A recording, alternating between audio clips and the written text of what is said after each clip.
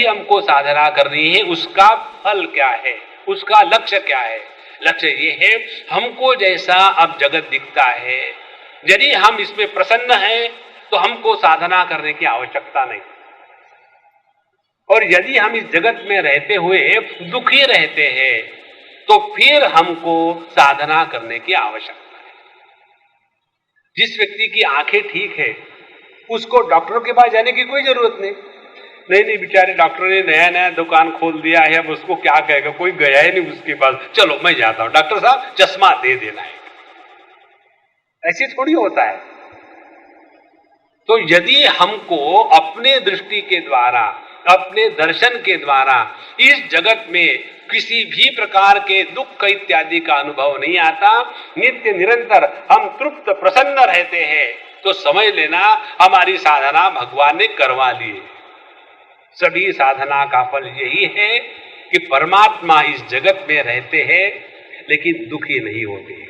परमात्मा सुख को भी आधार देते हैं और दुख को भी प्रकाशित करते हैं, लेकिन सुख के द्वारा वो फूलते नहीं और दुख के द्वारा प्रभावित नहीं होते। वैसी जब हमारी दृष्टि होगी, वैसा जब हमारा अनुभव होगा, तब हमने साधना करी है। फिर उसका कोई मतलब नहीं आपने कितनी माला घिसी है।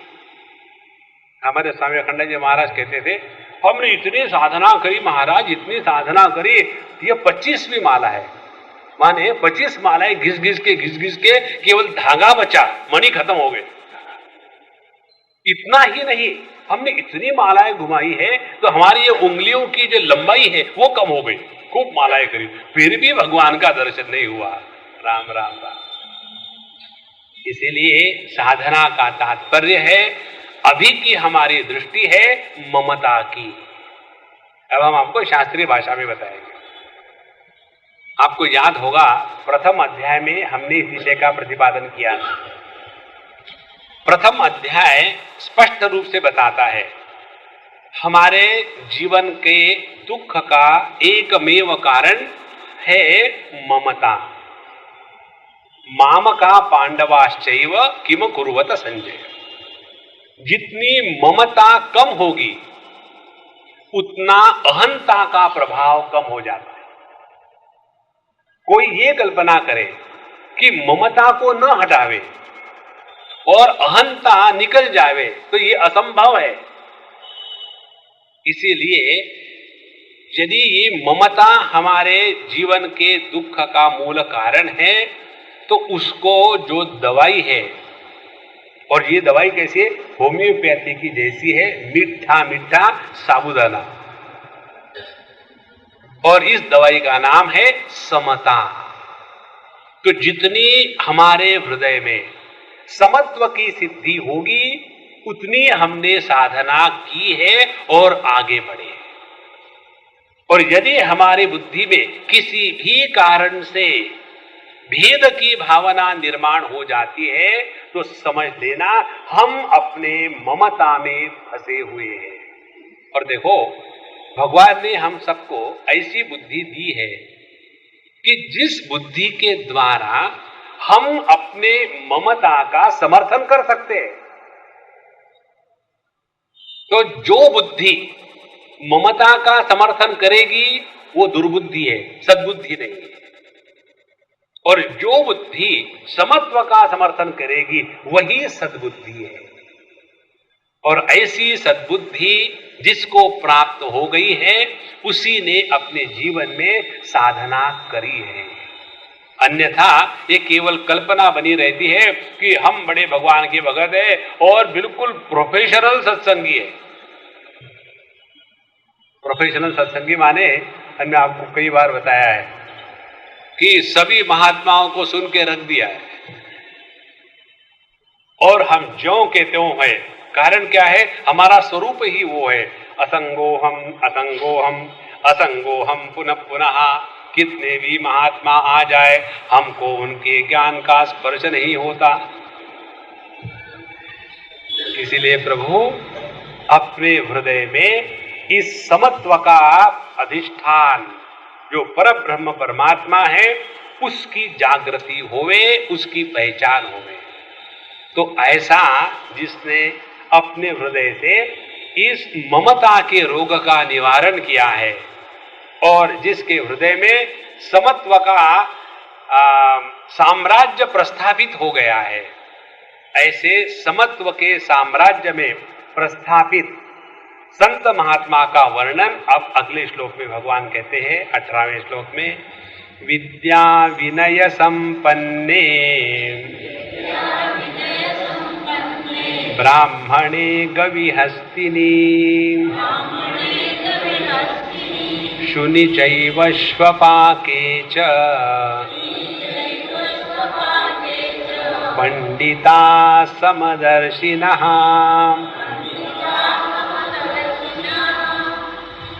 यहां भगवान ने परिभाषा दी है, डेफिनेशन दी है। पंडित किसको कहते हैं? किसको कहते हैं? घर में जो हमारा खाना बनाने वाला है उसको हम पंडित के, पंडित जी जरा रोटी लिया ना गरम गरम। देखो पंडित ये शास्त्रीय शब्द है।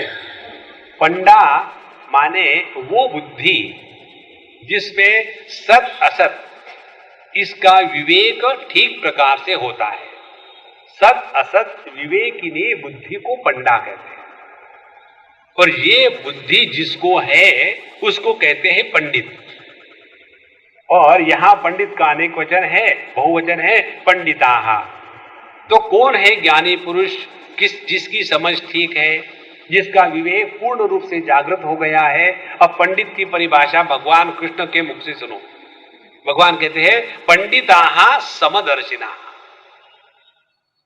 जिसके दर्शन में भेद नहीं है, जिसके दर्शन में भेद का प्रतिपादन नहीं है, जिसके दर्शन में भेद का समर्थन नहीं है। एक बार एक सज्जन हमारे पास आए और किसी के बारे में बोल रहे थे, उन्होंने ऐसा किया, ऐसा है, वो है, कैसे हो गया। हमें कहा प्रभु हम आपको एक टेक्निक बताते हैं, आप उनके बारे में बहुत बुरा बोला करो, खूब बुरा बोला करो और रोज उसकी साधना करो। यदि वो मुझे मिल जाए ना तो मैं उसकी चटनी कर दूंगा, ऐसी साधना करो। हम आपको गारंटी देते हैं 1 महीने के अंदर आप हाथ में डंडा लेकर के उनका सर फोड़ोगे। ट्राई करो। तो साहब नहीं, आप ऐसे उल्टी क्यों बात बताते? हमने कहा हमने पूरा थोड़ी बताया, सुनो तो सही। उसी प्रकार से यदि उनमें जो अच्छी बातें हैं उसका 10 बार बोलना शुरू कर दो, बुरी बातों को मत बोलो, तो जिस वस्तु का हम अनेक बार प्रतिपादन करते हैं उसमें सत्यत्व बुद्धि जागृत हो जाती है।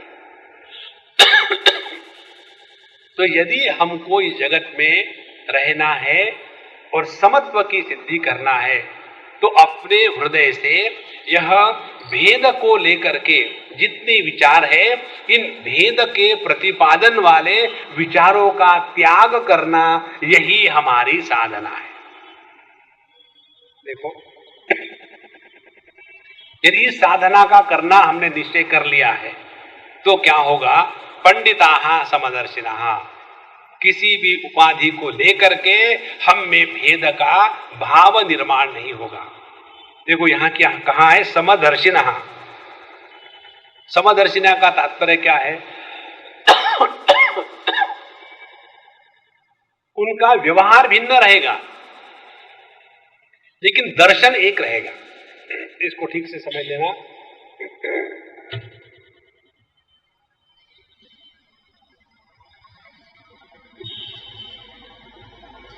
रुकावट के लिए खेद है। अच्छा महाराज,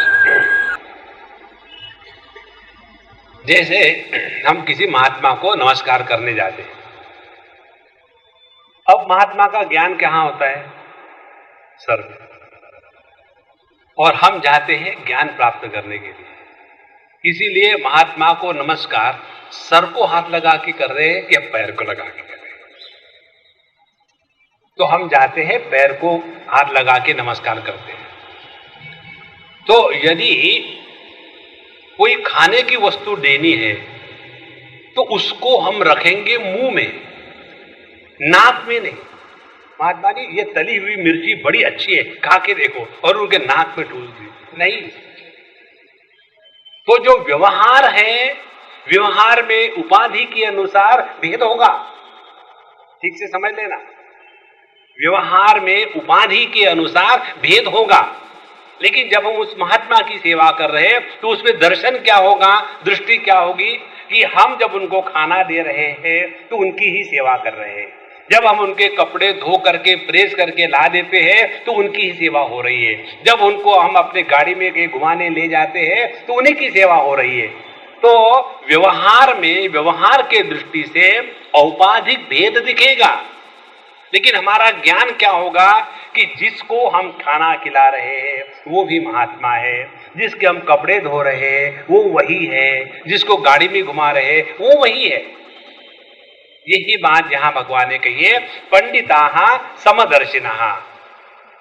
पूरे भगवत गीता में यदि सबसे प्यारा शब्द हमारे दृष्टि से कोई है तो ये एक ही शब्द है, समत्वम योग उच्यते।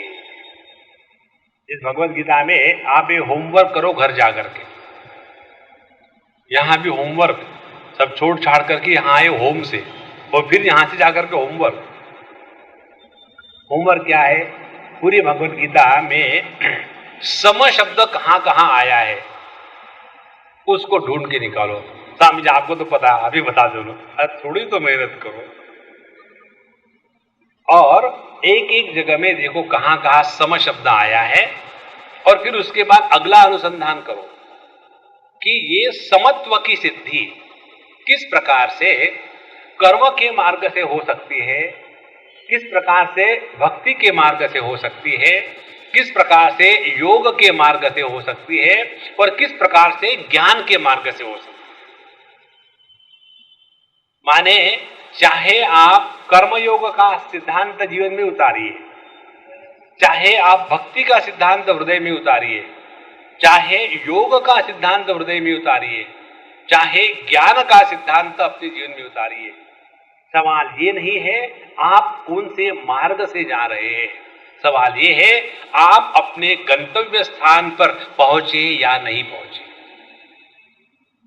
सवाल ये नहीं है हम अपने प्रेमपुरी में कार से आते हैं या मोटरसाइकिल पर आते हैं या चार चक्के वाले गाड़ी में आते हैं या 6 चक्के वाले गाड़ी में आते हैं या 100 चक्के वाले गाड़ी में आते हैं, वो सवाल नहीं है। सवाल ये है हम यहां पहुंचते हैं या नहीं।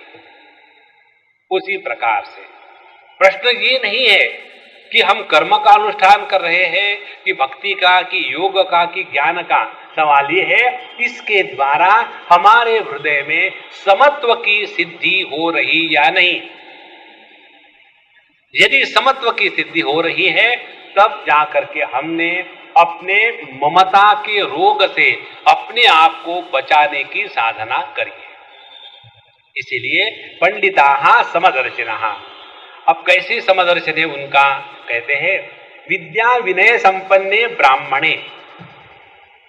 ब्राह्मण हो और उसमें विद्या नहीं हो। हमारे स्वामी जी कहते थे, हमारे स्वामी जी का आज बर्थडे है, 8 मई हमारे स्वामी जी का बर्थडे है। आज हम सुबह सेलिब्रेट किए और आज ही भगवान शंकराचार्य की भी जयंती है। तो आज का बड़ा अच्छा दिन है, साधु संतों का स्मरण हो जाए तो अच्छा है। तो हमारे स्वामी जी कहते थे वो ब्राह्मण जिसने शास्त्रों का अध्ययन नहीं किया, जिसमें विनय नहीं है, नम्रता नहीं है, फिर उसमें क्या क्वालिफिकेशन है, वो क्रॉस बेल्ट वाला ब्राह्मण है। क्रॉस बेल्ट माने जनेऊ पहन लिया, उसके आगे कुछ नहीं। तो ब्राह्मण की परिभाषा भगवान कृष्ण कहते हैं यदि केवल ब्राह्मण कुल में उत्पन्न हो गया हो लेकिन ब्राह्मण का एक भी लक्षण उसमें नहीं हो तो भगवान अपनी गलती अगले जन्म में सुधारेंगे, क्योंकि उनकी गलती है कि उन्होंने हमको ब्राह्मण के घर में जन्म दिया है। इसीलिए ब्राह्मण को ने विद्या विनय संपन्ने ब्राह्मणे, जिसमें विद्या हो और नम्रता हो, यही ब्राह्मण का लक्षण है। तो ये हो गया सत्व गुण की पराकाष्ठा। विद्या विनय संपन्ने ब्राह्मणे। गवि, गवि माने गैया में, जो व्यक्ति विद्या विनय संपन्न ब्राह्मण को देखता है या गाय को देखता है, हस्तिनी या हाथी को देखता है, शुनी या डॉग को देखता है, मैं कुत्ता नहीं कहता बाबा। एक बार मैं किसी के घर गया था, उनके डॉग को मैंने कुत्ता कहा, उस अम्मा को इतना गुस्सा आया, Swami ji you shouldn't call my sweet doggy कुत्ता। ठीक है, मैं किसी आदमी को बुलाऊंगा, वो ठीक है, लेकिन कुत्ते को कुत्ता मत कहो। तो शुनी कुत्ता और श्वमाक माने चंडाल। अब देखो कितना उन्होंने विभिन्न दर्शन कराया। एक है सत्वगुण की पराकाष्ठा विद्या विनय संपन्न, और दूसरे है भिन्न प्रकार के पशु। एक पशु जिसको हम आदर करते हैं गाय, दूसरा पशु हाथी जिसको देख करके दूर से ही भाग जाते हैं, तीसरा पशु कुत्ता जिसको लेकर के अपने गद्दे में सोते हैं, और चौथा श्वपाक चंडाल। इन सब को देखने के बाद भी उपाधि के भेद के कारण जिसके हृदय में किसी भी प्रकार की भेद भावना निर्माण नहीं होती, वो है पंडित महाराज। हम आपको हमारे शिरडी बाबा की कथा सुनाएंगे इसके बारे में। एक बार उन्होंने अपने एक भक्तन को बताया था कि मुझे भूख लगी, खाना खिलाओ, और जब खाना उनको ले आई हो तो उन्होंने वही खाना तुरंत वहीं के वहीं एक कुत्ते को खिला दिया। तो वो भक्तन बेचारे, देखो हमने आपके लिए दौड़ भाग करके गरम गरम रोटी लाई और आपने कुत्ते को खिला दी। उन्होंने कहा कि देखो अम्मा, भूख तत्व एक ही है, चाहे भूख मनुष्य को लगे, चाहे भूख पशु पक्षी को लगे, चाहे भूख कुत्ते को लगे या एक शेर को लगे, भूख ये जो तत्व है ये एक ही है। जिसने अपने दृष्टि को इस प्रकार से विस्तृत करके समझ लिया है, उसी ने अपने जीवन में ज्ञान की निष्ठा प्राप्त करी है, तब जाकर के समत्व की सिद्धि होती है। इसीलिए हमारे शास्त्र बताते हैं, 6वें अध्याय में भगवान विस्तार से बताएंगे, आत्मौपम्येन सर्वत्र समम पश्यति अर्जुन। हम जैसा अपने साथ व्यवहार करते हैं, वैसा ही व्यवहार जिसका सबके साथ होता है, उसी ने समत्व में निष्ठा प्राप्त की है। हमारा अपने साथ कैसा व्यवहार होता है? हमारा अपने साथ व्यवहार होता है कि हम कटु वचन सुन करके अप्रसन्न होते हैं, तो हम दूसरे के प्रति कटु वचनों का प्रयोग नहीं करेंगे। जब हमारे जीवन में कोई सुख की घड़ी आती है, तो अपने सुख को दूसरे के साथ बांटना चाहते हैं। उसी प्रकार से किसी दूसरे के जीवन में तरक्की हुई, कोई अच्छा समय हुआ, तो उसमें हमको खुश होना चाहिए। यदि ये सिद्धांत हृदय में उतार ले तो हमने भगवान के इस शब्द को समझ लिया है, पंडिताः समदर्शिनः। इसीलिए उपाधि का दर्शन करके भेद का ही प्रतिपादन होगा, और जो देही है, एक परमात्मा तत्व है, उसका दर्शन करेंगे तो भेद का दर्शन होने के बाद भी भेद का प्रभाव हमारे बुद्धि पर नहीं होगा। इसलिए ज्ञान और अज्ञान, इन दोनों का विश्लेषण करना हो थोड़े शब्दों में तो कैसा होगा? ज्ञान वो है जो भेद में भी एकता का प्रतिपादन करता है। हम सब भारतीय है, ये ज्ञान है। मैं गुजराती हूं, मैं मराठी हूं, मैं बंगाली हूं, ये अज्ञान है। क्योंकि जहां हम मराठी, बंगाली, गुजराती बन जाते हैं, वहां अपने हाथों में तलवार लेकर के झगड़े शुरू। और जहां हम भारतीय बन जाते हैं, एकत्व का प्रतिपादन करते हैं, वहां अपने आप झगड़े समाप्त।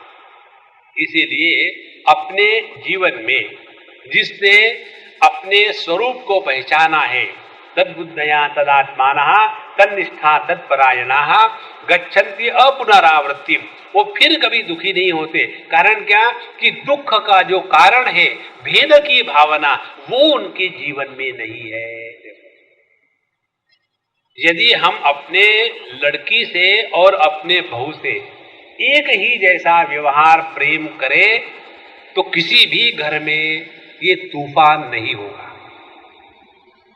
हम तो अपने बच्ची को, लड़की को समझ लेते, वो ना समझे मैं जानता हूं, वैसे वो दिल की अच्छी है, लेकिन ऐसा है ना, अब वो बहक तो अपने घर में जाएगी ही, तो जब यहां होकर के जिद नहीं करेगी माँ के पास तो किसके पास करेगी? तो हम अपने कन्या के सभी दुर्गुणों को समझ करके स्वीकार करते हैं, लेकिन यही बात जब बहू में आती है तो उसने इतना कुछ किया तो एकदम उसका पहाड़ बन जाता है। इसीलिए भैया, पंडिता समदर्शिनः, तो अपने जीवन की साधना की पराकाष्ठा क्या है? सब में एक तत्व को देखो। अब हम आपको डायरेक्टली ले आते हैं तत्व के पास।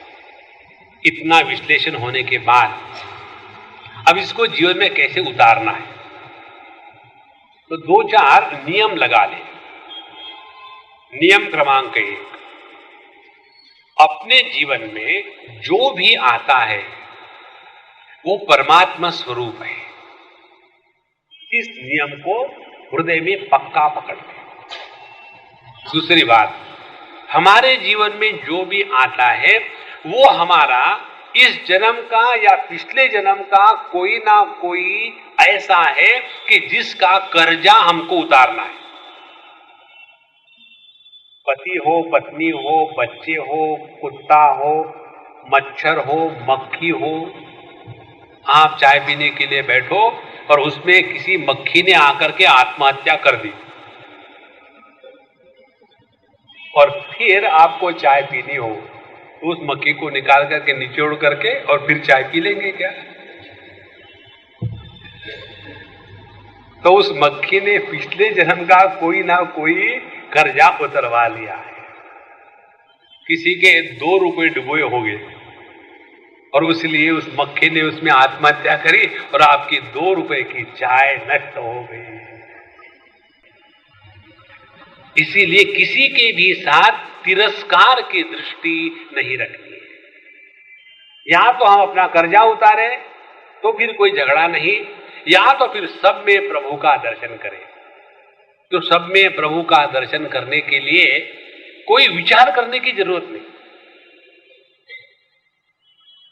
और जितना हम कम विचार करेंगे उतने सुखी होंगे। जितने ज्यादा विचार करने वाले लोग होते हैं ना, उतने ज्यादा दुखी होते हैं। हमारा तो ये पक्का सिद्धांत है बाबा, किसको अच्छा लगे ना लगे। वो सिद्धांत ये है कि भगवान जब किसी को पनिशमेंट देना चाहता है तो उसके खोपड़ी को खोल करके उसमें जैसे चाट के ऊपर में मसाला डालते हैं ना, वैसे बुद्धि का मसाला उसके खोपड़ी पर डाल देते हैं और फिर ढक्कन बंद कर देते हैं और इसको हिला करके दुनिया में फेंक देते हैं। उसके बाद वो आदमी इंटेलिजेंटली मिजरेबल रहता है। और जिसने अपने आप को प्रभु के चरणों पर समर्पित कर दिया है, जो हमारे जीवन में हो रहा है प्रभु की इच्छा से हो रहा है। अब ये दूसरा सिद्धांत अपने जीवन में समत्व को लाने का।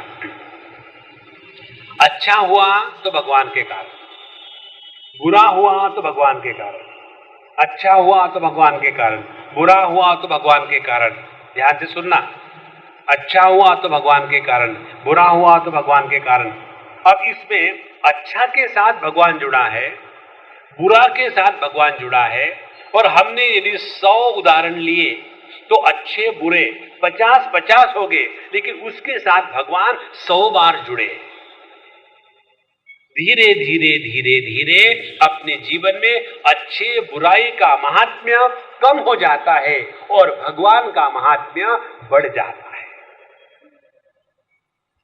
इसीलिए किसने मेरा अच्छा किया, किसने मेरा बुरा किया, इस चक्कर में ना पड़े कि जो भी हो रहा है प्रभु की इच्छा से हो रहा है। अच्छा हुआ तो भी अच्छा है, बुरा हुआ तो भी अच्छा है। इसीलिए जो सूफी संत, जो बैरागी लोग मांगने जाते हैं ना भीख या भिक्षा, वो कहते हैं ना, दिया उसका भी भला, न दिया उसका भी भला। माने अपने हृदय में भलेपन की भावना हो, ये हमेशा बना के रखना है। एक बार इस बच्चे ने हमको प्रश्न पूछा था एक कैंप में कि स्वामी जी, हम लोग हमेशा प्रार्थना करते हैं सर्वे भवन्तु सुखिनः, सर्वे सन्तु निरामयाः, सर्वे भद्राणि पश्यन्तु, मां कश्चित् दुःख भाग भवेत्। आप भी प्रार्थना करते हो ना, हम भी करते। बोले आपके प्रार्थना में कोई दम नहीं है। तो हमने कहा कैसा दम नहीं है? बोले आपके प्रार्थना में दम होता तो ये प्रार्थना सफल होती ना। जैसे हमने किसी का रिकमेंडेशन कर दिया, भाई इसको जाकर के 10 लाख रुपए दे देना, हमने तो लिख दिया, और जाकर के उसको 10 गालियां पड़ी आया पैसे मांगने के लिए। नहीं, मुझे स्वामी जी ने बताया, ऐसे कई स्वामी आके जाते हमारे यहाँ। तो हमने जो रिकमेंडेशन किया उसका क्या मतलब है? उसमें कोई सामर्थ्य ही नहीं है ना। उसी प्रकार से स्वामी जी आप तो प्रेयर कर रहे सर्वे भवन्तु सुखिनः, लेकिन सभी सुखी है क्या दुनिया में? सर्वे सन्तु निरामयाः, कोई भी रोगी ना हो, सभी के सभी रोगी ही है। सर्वे भद्राणि पश्यन्तु, सभी के सभी अच्छी बातें देखे, लेकिन कोई भी अच्छी बात देखता है बुराई ही देखता है। और कोई भी दुखी ना होए, सभी के सभी एक जात दुखी है। तो आपकी ये जो प्रार्थना है इसमें कोई दम ही नहीं स्वामी जी। तो हमने कहा भैया तुमने तो हमारा दम निकाल दिया, ऐसा तो विचार हमने कभी किया ही नहीं था। फिर बोले स्वामी जी अब आप बताओ, ऐसी प्रार्थना जो करने से उसका कुछ लाभ नहीं होता क्यों करनी? देखो बच्चे की बुद्धि है, ये प्रश्न हम लोगों के मन में नहीं आया होगा कभी। तो उस बच्चे को हमने कहा देखो बेटा, अब इसके ऊपर हम विचार करेंगे कि जब हमारे शास्त्रों ने, साधु संतों ने ऐसा कहा है, इसके पीछे भावना क्या है। जब हम ये कहते हैं सबका भला हो, उस समय हमारा मन कैसा रहता है? प्रसन्न रहता है। और जब हम कहते हैं कि कोई भी रोगी ना हो तो हमारा मन उस समय निरोगी रहता है। जब हम कहते हैं कोई भी दुखी ना हो तो हमारा मन उस समय दुखी नहीं रहता। और जब हम कहते सभी सुखी हो जाए तो उस समय हमारा मन सुखी रहता है। तो प्रार्थना यदि मैंने करी है तो उसका प्रभाव किस पर होना चाहिए? मुझ पर या दूसरे पर? खाना यदि मैंने खाया है तो पेट किसका भरना चाहिए? मेरा या पब्लिक का? पेट तो मेरा भरेगा ना। तो इसीलिए जब हम ऐसी प्रार्थना करते हैं सर्वे भवन्तु सुखिनः इत्यादि, इसके द्वारा भले सभी के सभी सुखी इत्यादि ना होवे, लेकिन निश्चित है कि अपना अंतःकरण पवित्र और शुद्ध हो जाएगा। इसीलिए अपने हृदय में सबके प्रति यदि भगवत बुद्धि जागृत हो जाए, और अगला कैसा भी क्यों ना रहे, हमको क्या फर्क पड़ता है। एक बार एक सज्जन हमको मिलने के लिए आए, तो आपने देखा होगा हम किसी को भी नॉर्मली नाम से नहीं पुकारते। उसका कारण क्या है? हमको किसी के नाम याद नहीं रहते। तो फिर हम अपने अज्ञान को छुपाने के लिए कहते हैं आइए महात्मा जी बैठिए, तो अगले को भी अच्छा कम से कम एक ने तो पहचाना, महात्मा जी कह दिया। अब देखो किसी को आप महात्मा कहो, तो जब किसी को हम आदर देते हैं महात्मा शब्द से संबोधित करके, तो मन किसका प्रसन्न होता है? पहले अपना मन प्रसन्न होता है। किसी को कहो अरे चोर कहां से आए हो, तो किसी को चोर कहेंगे तो पहले हमारा मन कलुषित हो जाएगा। इसीलिए अपने मन में समत्व की सिद्धि लाने के लिए ये हमारे लिए आवश्यक है कि हम औपाधिक भेदों के द्वारा प्रभावित न होवे और सब में जो एक परमात्मा तत्व है उसको देखने का, पहचानने का प्रयत्न करें। तो जिस व्यक्ति ने अपने में परमात्मा को पहचाना है वही दूसरों में परमात्मा को पहचान सकता है। जिसने अपने आप को अमीर समझा है वो दूसरों को अमीर या गरीब समझेगा। जिसने अपने आप को हेल्दी समझा है वो दूसरों को हेल्दी या अनहेल्दी समझेगा। जिसने अपने आप को सेंटिमेंटल समझा है वो दूसरों को मेंटल या सेंटिमेंटल समझेगा। जिसने अपने आप को इंटेलिजेंट समझा है वो दूसरों को इंटेलिजेंट या बुद्धू समझेगा। जिसने अपने आप को सुखी दुखी समझा है वो इस जगत में केवल सुखी दुखी ही देखेगा। पर जिसने अपने आप को परमात्मा रूप से पहचान लिया है उसको जगत में परमात्मा के सिवा दूसरे किसी का दर्शन नहीं होगा। और इसीलिए समत्व जहां आ जाता है वहां परमात्मा की दृष्टि प्राप्त हो चुकी है। भगवान की दृष्टि से सभी एक ही है, किसी भी प्रकार का भेद नहीं है। जब कोई जीव पाप करता है और उसको नरक में भेज दिया और किसी ने पुण्य किए उसको स्वर्ग में भेज दिया, तो हमारे दृष्टि से तो हम कहेंगे कि ये कितना भाग्यवान है स्वर्ग में गया, ये कितना दुर्भागी है नरक में गया। भगवान की दृष्टि से देखो, भगवान की दृष्टि क्या होगी? भगवान की दृष्टि होगी इसमें थोड़ा मैला लगा हुआ था तो इसको धोने के लिए वॉशिंग मशीन में डाल करके बाहर निकालेंगे, फिर उसको इस्तेमाल करेंगे। तो भगवान का दृष्टिकोण ये है, किसी में यदि कोई बुराई कमी आ गई है तो उसको निकाल करके फिर उसी के माध्यम से मुझे अभिव्यक्त होना है। ये दृष्टि जब हमारी बदल जाती है तब जाकर के हमने आध्यात्मिक साधना करी है। अन्यथा वही पुरानी बातें और वही अंधेरी रात, इसी जगत के बारे में ये ऐसा है वो ऐसा, इसने ऐसा किया उसने कहेंगे। इससे तो अच्छा ऐसा है ये छोटे छोटे जो बच्चे हैं, जवान बच्चे हैं, हमको एक बार किसी के घर जाने का मौका मिला और वहां जाने के बाद उनके यहाँ ये सब जुआ के बच्चे थे, 2-3 भाइयों के लड़के लड़कियां थे। हम वहां गए और खूब हाहाहू शुरू हो गया। उनके घर में टेबल टेनिस भी था ग्राउंड फ्लोर में, तो बेसमेंट में, तो वहां हम उनके साथ टेबल टेनिस भी खेले, खूब मजा आ गया। वो आने के बाद फिर हम जब निकल के जा रहे थे उस समय वहां की एक जो अम्मा थी उसने कहा, स्वामी जी आप बच्चों को कुछ उपदेश करके जाइए। हमने कहा अम्मा सब सत्यानाश कर दिया। देखो बोलने से उपदेश नहीं होता, ध्यान से सुनना। जब व्यक्ति स्वयं होकर के सीखता है तो उसको कोई नहीं रोक सकता। और जब हम हाथ में डंडा लेकर के सिखाते, कहो A for Apple, A for Apple, A for अंडा क्यों नहीं, क्यों एप्पल कहे? इसीलिए अपने हृदय में ये समत्व की सिद्धि यदि हो गई तो हमने सब कुछ साधना करी है।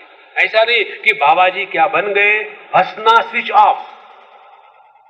एक महात्मा जी थे वृंदावन में, बहुत प्रकांड विद्वान, और उस समय है जब हम गए उनके पास, हमने कहा कि महात्मा जी आप यदि इच्छा करें तो हम आपके पास आकर के बृहदारण्य का भाष्य पूरा आपसे सीखना चाहते हैं, हम आ जाएं? तो बोले आइए, कल से आइए ये समय। हम उनके पास गए दूसरे दिन। उन्होंने कहा कि देखो ब्रह्मचारी जी, आपको पढ़ाने के पहले मैं आपको एक चेतावनी देता हूं। है ना? कहिए प्रभु क्या चेतावनी है? बोले अभी तुम्हारे चेहरे पर मुस्कान है और अभी तुम मस्त रहते हो, मैंने अपने जिंदगी में कभी हंसा नहीं, पर मैं अत्यंत गंभीर रहता हूं और मैं चाहता हूं कि मैं हंसूं, हा हा करूं, लेकिन ऐसे कुछ बंधनों से अपने आप को मैंने बचपन से जकड़ के रखा था कि अभी दिल खोल करके हंसी भी नहीं आती। और तुम यदि मेरे साथ 1 साल तक बृहदारण्य पढ़ोगे तो पता नहीं ब्रह्म ज्ञान होगा कि नहीं, लेकिन तुम्हारी हंसी हमेशा के लिए गायब हो जाओगी। अब डिसाइड करो, ब्रह्म ज्ञान चाहिए या अपनी हंसी को मेंटेन करना है?